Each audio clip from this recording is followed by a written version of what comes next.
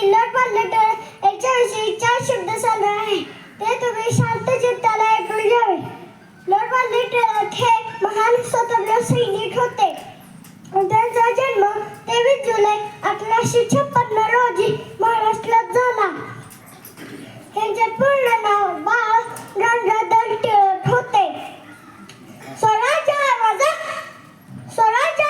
जन्मसिद्धांत आहे आणि तो मी मिळवणारच, असा त्यांनी नारा दिला. सार्वजनिक गणेश उत्सव साजरा करण्यास सुरुवात केली. भारताच्या स्वातंत्र्य लढ्यात भाग घेतला. 1 ऑगस्ट 1920 रोजी त्यांचे निधन झाले.